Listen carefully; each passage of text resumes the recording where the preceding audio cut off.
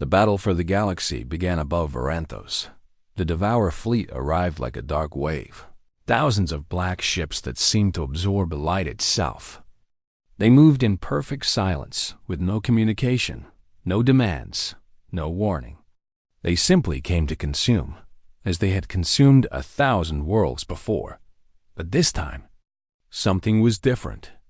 Daniel Carter stood in the command center of the Coalition flagship, surrounded by representatives from dozens of species. The Valkyrie had offered their mental powers to coordinate the fleet. The Krethians provided their remaining warships and their knowledge of combat tactics. The Terrans shared their biological weapons. The Kelaks contributed their energy shields, and the Forgotten species, the ones the Council had abandoned long ago, brought their own gifts. The Mora could navigate through asteroid fields better than any computer. The Jalith had developed communication systems that the Devourers could not jam. The Synth, a species of living machines, could repair damaged ships in the middle of battle. Each species was weak on its own. Together, they were something new. The Devourers are entering weapon range, Lava reported from her station. 3 minutes to contact. Daniel looked at the screen showing the enemy fleet. So many ships. So much darkness. Part of him wondered if they had any chance at all. Then he looked around at the beings standing with him. Species that had been ignored, forgotten, dismissed as worthless.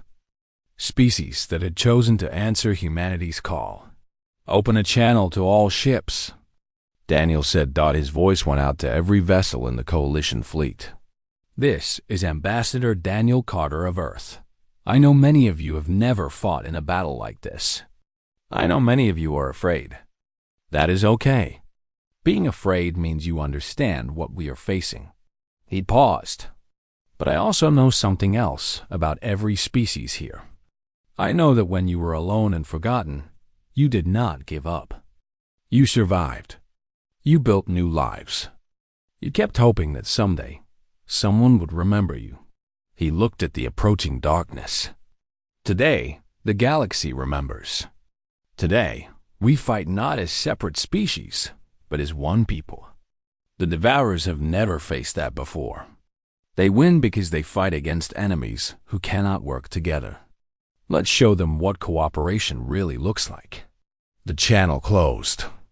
For a moment, there was silence.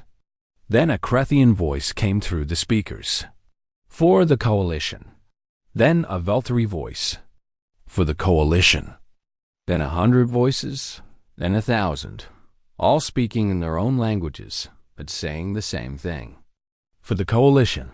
The battle began. The Devourers attacked with overwhelming force, just as they always had. They expected the Allied fleet to break apart, to retreat, to leave the weaker ships behind. That was what always happened, but Daniel had planned for this. Kelak shields forward, he ordered. Krethian warships behind them. Mora navigators, find us paths through the debris. The fleet moved as one. Kelak shield ships absorbed the Devourer's first wave of attacks, redirecting the energy into their own weapons. Krethian warships used that opening to strike at enemy vessels, destroying dozens in the first minutes. When the Devourers tried to jam their communications, Jalith signals cut through, keeping the fleet connected. The Devourers adapted, sending smaller ships to attack from multiple angles. But the Synth repair vessels were already moving, fixing damaged ships before they could be destroyed. Tauran biological weapons attached to enemy hulls, eating through their armor from the inside. And above it all, the Valkyrie minds reached out, coordinating movements across the entire battlefield. Seeing patterns that no single species could see alone, the battle lasted for hours. Ships were destroyed on both sides. Lives were lost. But slowly, impossibly, the Coalition began to push the Devourers back. The final blow came when the Valkyrie found a weakness. The Devourer ships were all connected to a central command vessel, a massive structure at the heart of their fleet. Without it, they could not coordinate their attacks. We need someone to get close enough to destroy it, Zorak said. But their defenses are too strong. Our ships cannot survive long enough. A small voice spoke up from the corner of the command center. It was a synth, one of the living machines. We can survive. We do not fear destruction. We will carry your weapons to the heart of their fleet. Daniel looked at the synth with respect. Are you sure? You remembered us when no one else did. This is how we repay that kindness. 100 synth vessels launched toward the command ship. The Devourers destroyed most of them, but a few got through. They attached to the enemy vessel and detonated their weapons inside its hull. The explosion was visible across the entire battlefield. Without their command ship, the Devourer fleet fell into chaos. Ships that had moved with perfect coordination now crashed into each other. Attacks that had been precise now went wild. The coalition pressed forward, destroying enemy vessels by the dozen. Within an hour, the remaining Devourers fled into the darkness between stars. They did not send a message.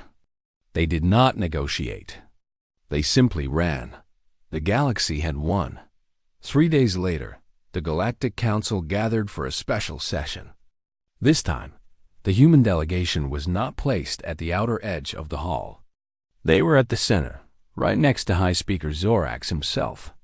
The hall was silent as Daniel Carter rose to speak. The battle is over, he said. The Devourers are gone. But the real work is just beginning. He looked around at the hundreds of species watching him. For too long, this council has measured strength by weapons and power.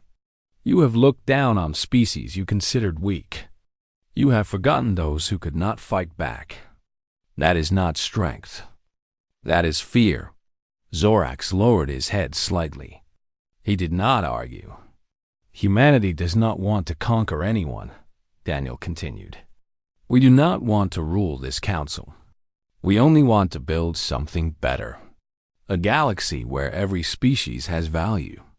Where the strong protect the weak. Where being different is not a reason to be dismissed. He paused. We ask again for a seat on this council. Not because we proved ourselves in battle, but because we have something to offer that this council needs. We know how to make friends. We know how to listen. We know that the forgotten have just as much to give as the powerful. Zorax stood. I call for a vote. Should humanity be granted full membership on the Galactic Council? The vote was unanimous. Later that evening, Daniel and Laura stood on an observation deck, looking out at the stars. The city of Varanthos glittered below them, celebrating victory. We did it, Laura said softly. We actually did it. Daniel nodded. We did, but this is only the beginning. Now we have to keep our promises. Help the species who helped us. Build something that lasts. That sounds like a lot of work. Daniel smiled. It is, but it's good work. Sareth approached them from behind. She stopped beside Daniel and looked out at the same stars. The council is already changing, she said. Species that were ignored are being invited to join. The Krethians are talking about reducing their military. High Speaker Zorax asked me to help write new policies based on cooperation instead of power. That is good news, Daniel said. Sareth turned to look at him. May I ask you something? Of course. When you first came here, did you know all of this would happen? The Devourers, the battle, humanity's place in the galaxy? Daniel thought about it. No, I did not know what would happen. But I knew that someday, this galaxy would need to work together. And I knew that when that day came, humanity would be ready. How could you be so sure? Daniel looked up at the unfamiliar stars that had become a little more familiar now. Because helping others is never wasted. Even when no one notices. Even when everyone laughs. The kindness we show today becomes the strength we need tomorrow. Sareth nodded slowly. I think I understand. Laura smiled. Welcome to humanity's philosophy. It's pretty simple when you think about it. Simple, Sareth agreed. But powerful. The three of them stood together, watching the stars. Somewhere out there, the forgotten species were celebrating. The Devourers were running, and the galaxy was learning that true strength had nothing to do with weapons or power. It was about connection. It was about friendship. It was about lifting one finger and knowing that when you called, the whole galaxy would answer, and humanity had only just begun. The Joreth Armada filled the space around Earth like a dark cloud. 217 warships, each one bristling with weapons that could level cities. At their center sat the command vessel of Supreme Commander Jacques Rule, a dreadnought so large it cast a shadow over the moon itself. Jacques Rule was old by Joreth standards. His scales faded to pale gray, his eyes clouded with age but still sharp with intelligence. He had led the Imperium's expansion for 40 years. He had never lost a campaign. "Broadcast the surrender demand," he ordered. His communication officer activated the system. Across every frequency, in every human language, the message went out. "People of Earth, your resistance is futile. Your fleet is destroyed. Your weapons are useless. Surrender now, and you will be allowed to live as servants of the Imperium. Refuse and your species will be erased from existence. You have 1 hour to respond." In the Colorado Command Center, Admiral Catherine Cole listened to the message with a calm expression. Around her, officers worked frantically at their stations, coordinating the defense of the planet. "Admiral," Nathan Price said quietly, "they're not exaggerating. Their fleet outguns us 20 to 1. Our hybrid warheads won't work anymore. They've adapted their shields." "I know," Catherine said. She stood and walked to the main display, looking at the swarm of enemy ships surrounding Earth. Then she keyed the communication system. "This is Admiral Catherine Cole of the Earth Defense Fleet, responding to the Joreth demand. Earth does not surrender. Not today. Not ever. If you want our world, you'll have to take it from us." She cut the transmission and turned to her staff. "Signal all ships. Operation Final Stand begins now." The orbital battle that followed would be remembered for centuries. Earth's remaining fleet, barely 40 ships, threw itself against the Joreth Armada. They used every trick they had learned: asteroid cover, drone swarms. Electromagnetic pulse weapons detonated at point-blank range. The Joreth shields held against the hybrid warheads now, but the humans found other weaknesses. Their ships were faster, more maneuverable. They could hide in the debris fields and strike from unexpected angles. They fought like cornered animals, because that's exactly what they were. Captain Marcus Webb led the Defiance into the heart of the enemy formation. His ship was badly damaged, trailing smoke and fire, but its weapons still worked. "Target their command frequencies," he ordered. "If we can disrupt their coordination, the smaller ships might break formation." "Sir, we're taking heavy fire. Shields are failing." "Then move faster. Navigation, bring us alongside that cruiser. Weapons, prepare boarding torpedoes." "Boarding torpedoes?" "Sir, they won't expect it." "Do it." The Defiance launched its payload just before a Joreth beam cut through its engine section. 50 soldiers in armored suits rocketed across the void, crashing through the enemy hull and fighting their way inside. Hand-to-hand combat in the corridors of an alien ship. It was madness, but it worked. The cruiser's weapons went silent as humans fought their way to its control center. Supreme Commander Jacques Rule watched the battle with growing frustration. They should have crushed the human fleet in minutes. Instead, the fighting had lasted hours. His ships were winning, but the cost was far higher than expected. "Launch the ground invasion," he ordered. "If their fleet won't surrender, we'll take their planet directly." Thousands of Joreth landing craft descended through Earth's atmosphere.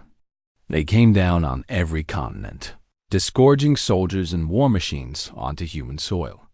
"Captain, Gregory Barnes had spent his entire career preparing for a war that everyone said would never come. Now he stood in the ruins of a city, watching alien ships fill the sky. "All units, fall back to secondary positions," he ordered through his comm. "Let them take the open ground. We fight in the cities, the forests, the mountains.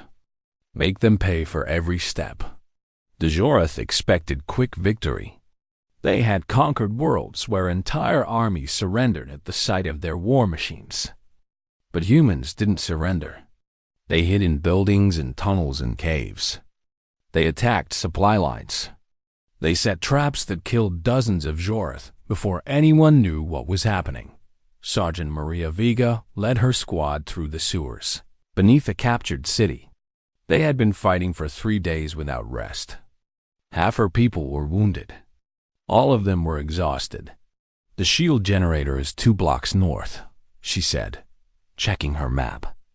"If we take it out, our forces can call in orbital strikes on the enemy position." "Sergeant, there are at least 50 Joreth guarding that building," one of her soldiers said. "Then we'll need to be creative." Maria smiled grimly. "Remember, they think we're primitive. They don't expect us to fight smart. They attacked at dawn, using homemade explosives to breach the building's walls. The Joreth guards were caught off balance, their advanced weapons useless in the close quarters.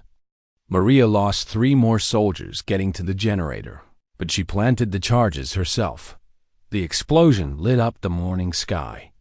Moments later, human artillery began falling on the Joreth position.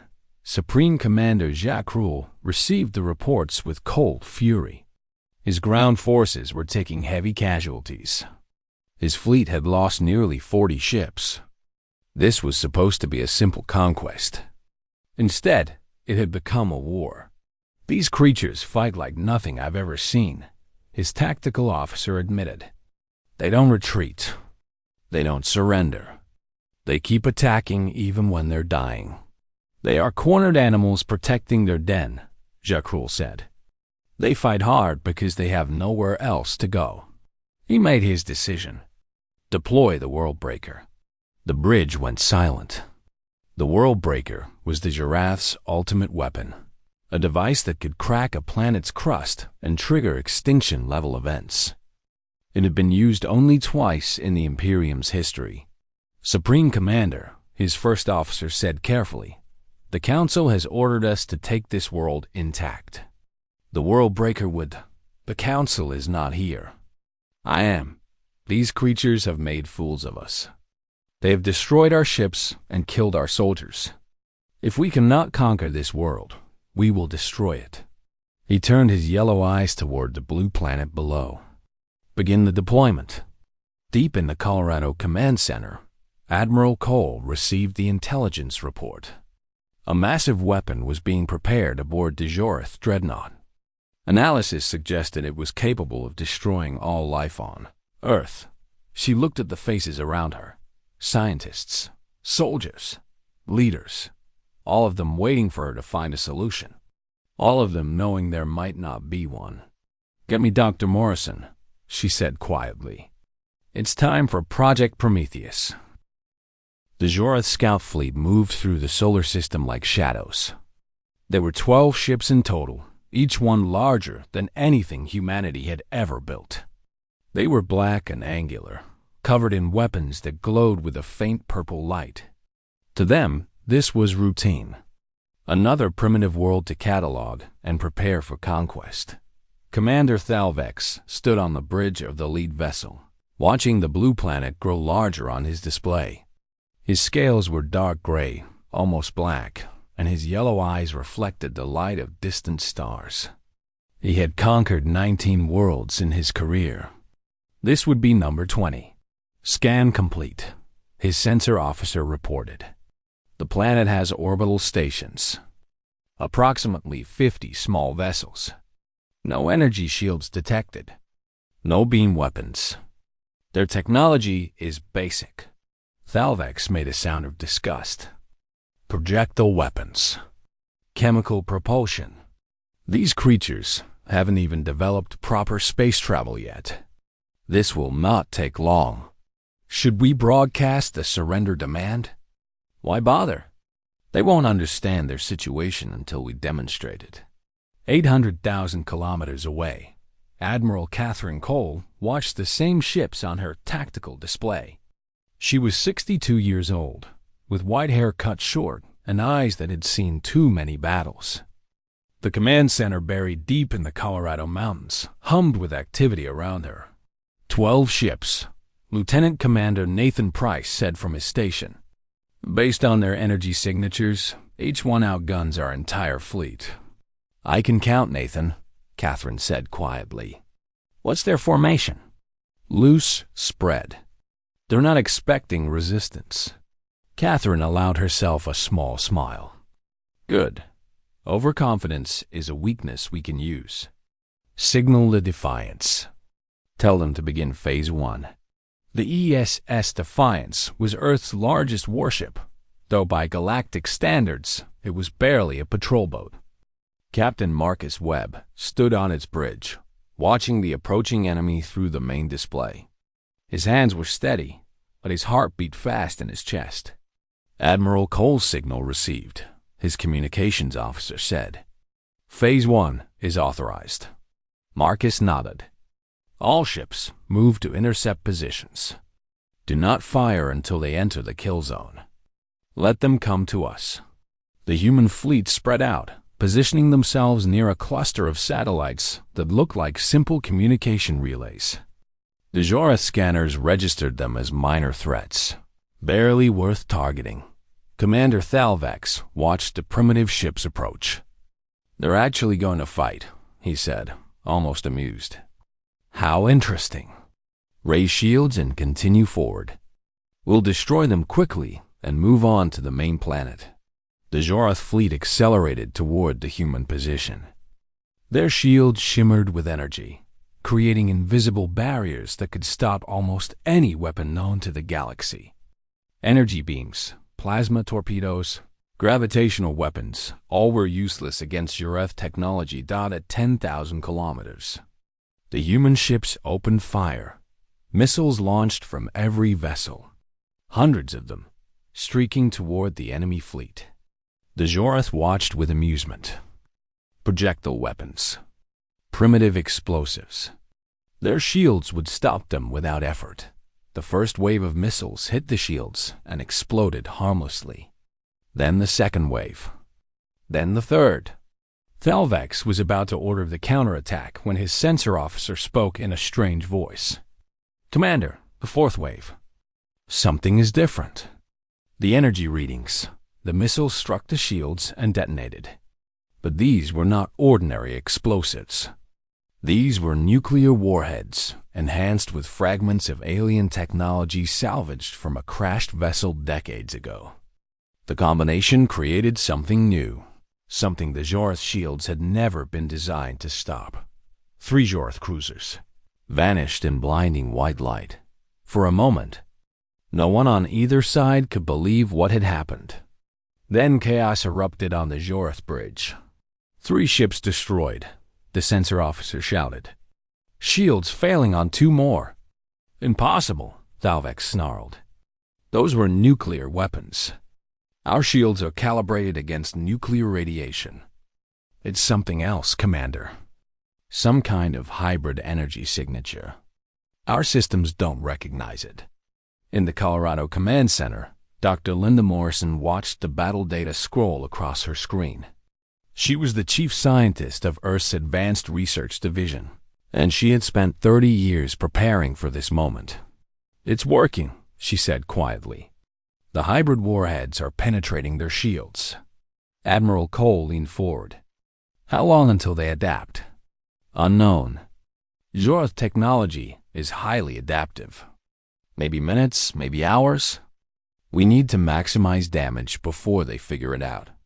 All ships, Catherine ordered. Full attack. Everything we have. Don't give them time to recover. The human fleet surged forward. It was a desperate gamble. Tiny ships against giants. But they had something the Jorath did not expect. the will to fight even when outnumbered. Commander Thalvex made a decision he had never made before. All ships, fall back. We're returning to the main fleet. Commander, we still outnumber them. We've lost 3 ships to a species that was supposed to be primitive. The Supreme Commander needs to know about this. Fall back now.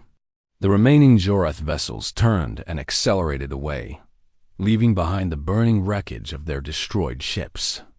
The human fleet did not pursue. They had won the first battle, but everyone knew this was only the beginning. Admiral Cole sat back in her chair, allowing herself one moment of relief. Casualty report: 2 ships lost. Approximately 300 crew. The Defiance took heavy damage, but is still functional. 300 lives. Catherine closed her eyes briefly. 300 families who would receive terrible news today. But they had bought humanity something precious: time, and proof that Earth could fight back. Dr. Morrison joined her at the command table. They'll be back. And next time, they'll be ready for our hybrid warheads. I know, Catherine said. But we learned something today, too. They built their defenses against advanced weapons. Energy shields, beam deflectors, gravitational dampeners. They forgot that sometimes the old ways still work. They won't make that mistake twice. No, the Admiral agreed. They won't, so we'll have to find new ways to surprise them. She turned to her staff. Get me everything we have on Joreth technology. Every scrap of data, every theory, every wild idea that might work. We're going to need all of it. 3 days later, the detection stations picked up something much larger approaching the solar system. Not 12 ships this time, but 200.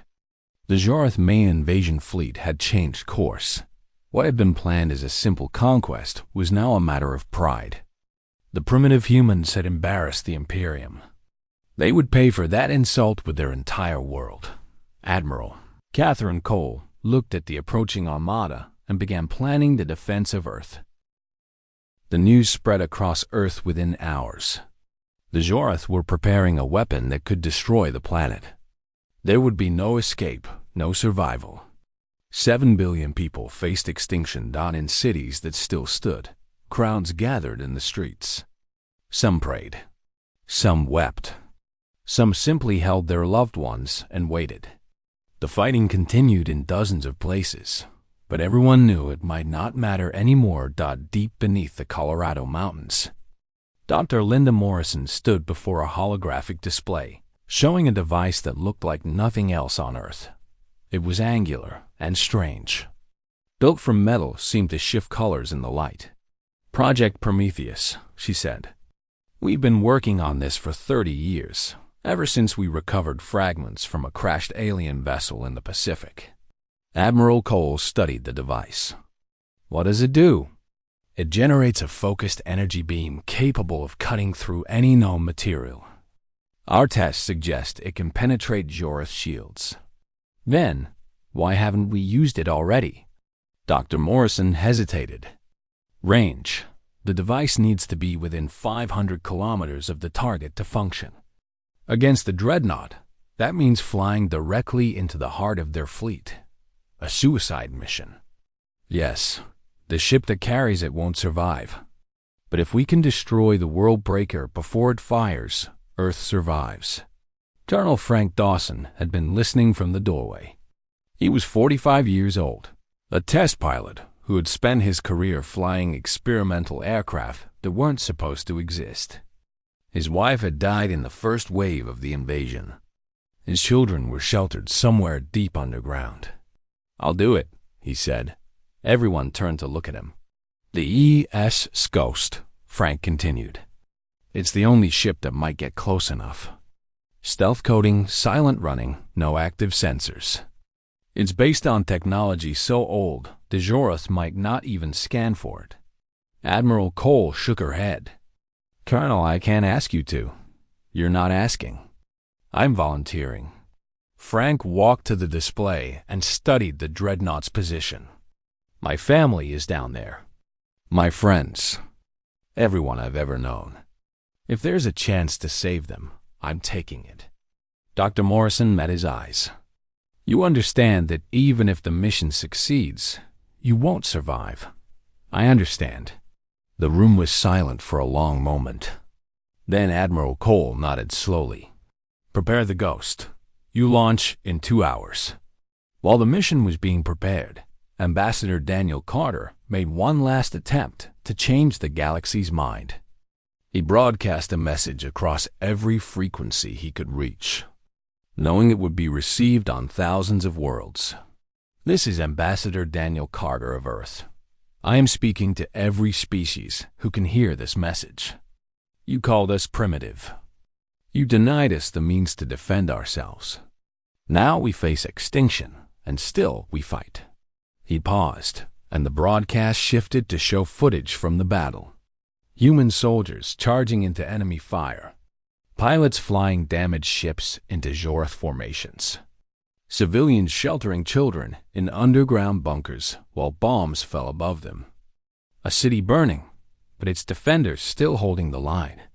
"We are not primitive," Daniel continued. "We are human. We have spent our entire history fighting against impossible odds. We have faced plague and famine and war. We have destroyed ourselves and rebuilt. We have always survived because we refused to give up."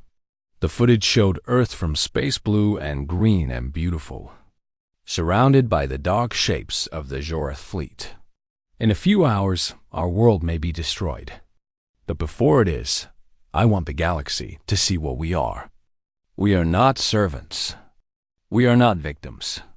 We are fighters. And if Earth falls today, let it be remembered that we fell standing up." The message ended. Daniel had no idea if anyone was listening. He didn't care. He had said what needed to be said. Across the galaxy, the broadcast spread. On hundreds of worlds, species who had dismissed humanity watched the footage in stunned silence. They saw a people facing annihilation and refusing to surrender. They saw courage they had forgotten existed. On the Galactic Council Station, Delegate Sirith of the Kreth Assembly stood before her peers. "We did this," she said. "We denied them help. We called them backward. And now we watch them die because we were too arrogant to see their worth." She looked directly at High Council of EarthHFY. "I formally condemn this council's actions. Whatever happens to Earth, their blood is on our hands." The chamber erupted in argument, but Sirith didn't stay to listen. She had said her piece. The ESS Ghost was small and ugly and held together with welds and prayers. Its hull was covered in a coating that absorbed sensor signals, a technology developed during Earth's ancient world wars. Its engines were designed for silence, not speed. Colonel Frank Dawson climbed into the cockpit and ran through his final checks. The Prometheus device sat in the cargo bay behind him, humming softly with energy. "Ghost to command," he said. "Ready for launch." Admiral Cole's voice came through his headset. "Good luck, Frank. Give them hell." "Yes, ma'am." The Ghost slipped out of the launch bay and began its journey toward the enemy fleet. Frank flew slowly, carefully, using every piece of debris and wreckage as cover. The Jorth ships were focused on the planet below, confident that nothing could threaten them now. Hours passed. Frank crept closer, kilometer by kilometer. His instruments showed the massive shape of the dreadnought ahead, the world-breaker weapon glowing with energy as it prepared to fire. 500 kilometers. 400. 300. A Jorth patrol passed within 1,000 meters of the Ghost. Frank held his breath, but they didn't detect him. His ancient stealth technology was too primitive for their advanced sensors to notice. 200 kilometers. 100. "This is Ghost," Frank transmitted. "I'm in position. Activating Prometheus."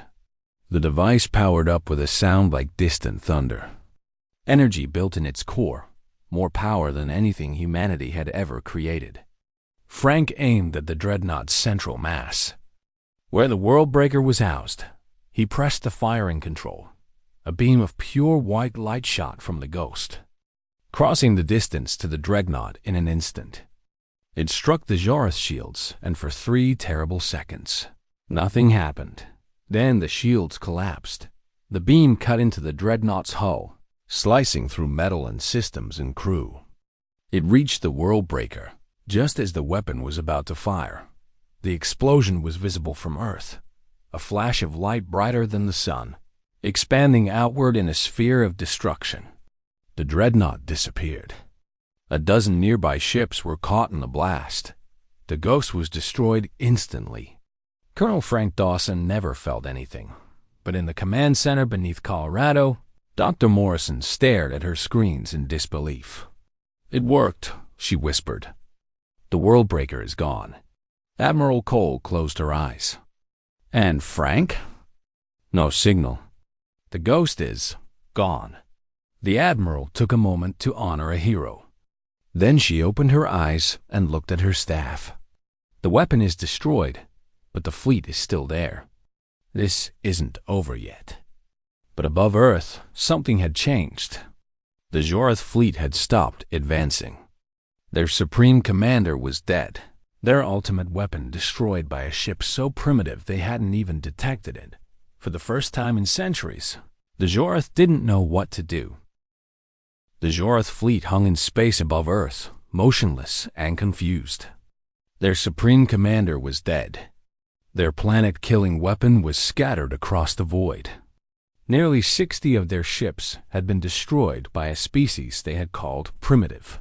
The new commander, sub-leader Vrathaz, stared at the tactical display in disbelief. His scales had gone pale with shock. "What do we do?" his first officer asked. Vrathaz didn't answer immediately. He was thinking about the reports from the ground war. Human soldiers fighting with weapons made of metal and gunpowder. Civilians attacking supply lines with improvised explosives. Children throwing rocks at Zharath soldiers. This was not a people who would surrender. This was a people who would fight until the last one of them was dead. And even then, Vrathaz suspected, the ghost of the dead would find a way to keep fighting. "Signal the fleet," he said finally. "We're withdrawing." "Withdrawing?" "But sub-leader, we came here to conquer a primitive world. We have lost our commander, our weapon, and nearly a quarter of our ships. There is nothing to gain by staying. The Imperium will not remember us as heroes for dying on this rock." He turned away from the display. "Begin the retreat." On Earth, people watched the sky as the Zharath fleet turned and began moving away. At first, no one believed it. After so many days of death and fire and fear, the idea that it might be over seemed impossible. But the ships kept moving. One by one, they accelerated away from the planet, until the sky was empty again. In the Colorado Command Center, Admiral Catherine Cole received the final confirmation. The Zharath were gone. Earth had survived. She sat down heavily in her chair and let out a breath she felt like she had been holding for days. Around her, officers were cheering and embracing. Someone was crying. Someone else was laughing. "Admiral," Nathan Price said, his voice rough with emotion. "We did it. We actually did it." "Colonel Dawson did it," Catherine said quietly. "Him and everyone else who didn't make it. Remember their names, Nathan. Make sure everyone remembers." The celebration spread across the planet, but they were mixed with grief. The war had lasted only 2 weeks, but the cost was enormous. Cities had been destroyed. Millions of soldiers had died. The total civilian casualties were still being counted, but estimates put the number near 2 billion. Earth had won, but Earth had paid for its victory in blood. 3 months later, the Galactic Council convened an emergency session.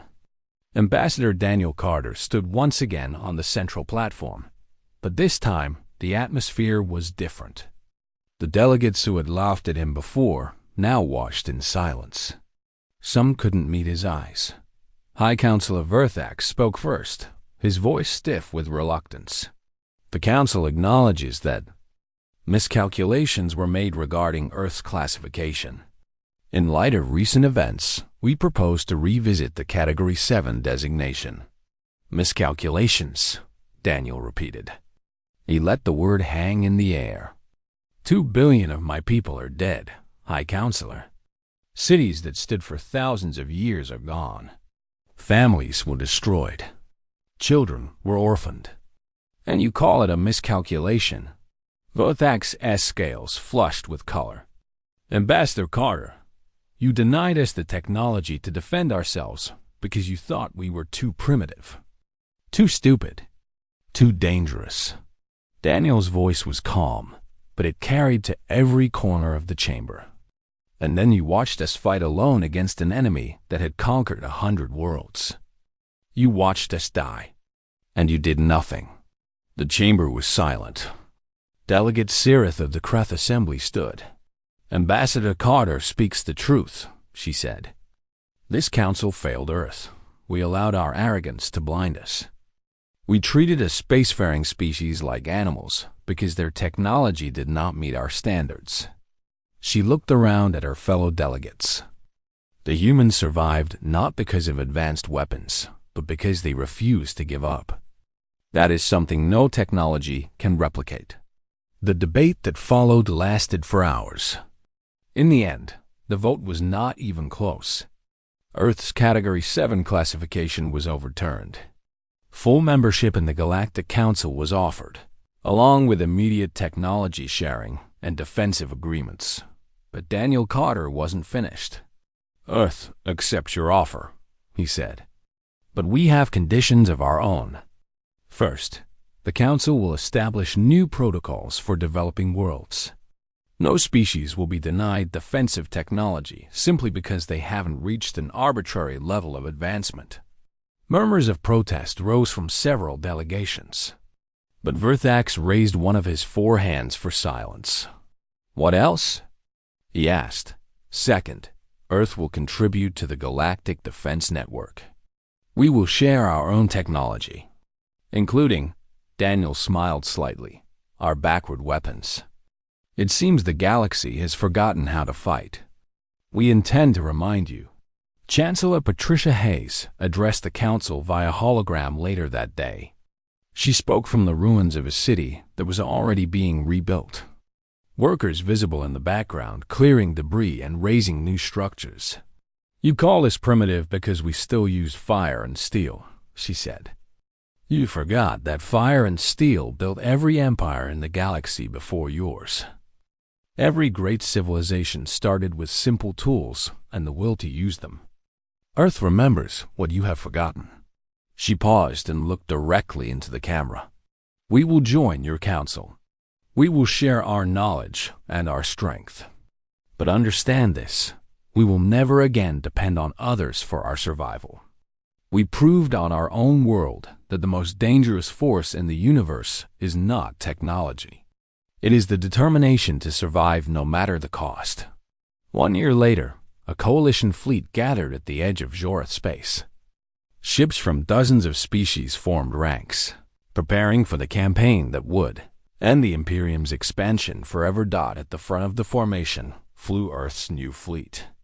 The ships were larger now, equipped with galactic technology, but they still carried the old weapons alongside the new. Nuclear missiles and railguns stood next to energy cannons and shield generators. Admiral Catherine Cole commanded the Earth contingent from her flagship. She looked out at the assembled armada and thought about everyone who had died to make this moment possible.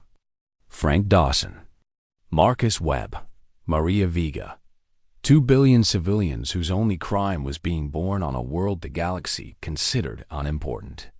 Admiral, her communications officer said, the coalition commander is requesting our status. Tell them Earth's fleet is ready. We'll lead the first wave. The officer hesitated. Ma'am, some of the other commanders are suggesting we hold back. They say humans have already sacrificed enough. Catherine shook her head. Earth doesn't hide behind others. We fight at the front or we don't fight at all. Signal the fleet. Advance formation. We're going in first. The human ships moved forward, taking their place at the tip of the coalition armada. Behind them, delegates from species who had once mocked humanity watched in silence. Delegate Cirrus stood on the observation deck of a Kreth vessel. Beside her, a young officer spoke quietly. My grandmother told me stories about the Council's early days. She said there was a time when all species had to prove themselves through fire before they were accepted. Yes, Cirrus said, watching the human fleet advance. We forgot that tradition. We became soft. We thought technology made us superior, and the humans reminded us otherwise. Cirrus nodded slowly. They reminded us of what we used to be, what we could be again. She turned away from the display. Come, we have a war to win. And it seems the humans intend to lead the way. The campaign against the Jorth Imperium lasted 2 years. It was hard and bloody and costly. But at the end, when the Imperium's last strongholds fell, human soldiers stood on the front lines, alongside their galactic allies. They had earned their place not through advanced technology or ancient heritage, but through something far more fundamental, the refusal to surrender. Even when the entire galaxy said they should, history would record that Earth joined the Galactic Council in the year 2347, following the Battle of Sol. But the people who lived through those times remembered something else. They remembered a small world, surrounded by enemies, abandoned by allies, facing extinction. They remembered soldiers and civilians and scientists who fought with everything they had because giving up was simply not in their nature. The galaxy once called Terrans backward. They never made that mistake again.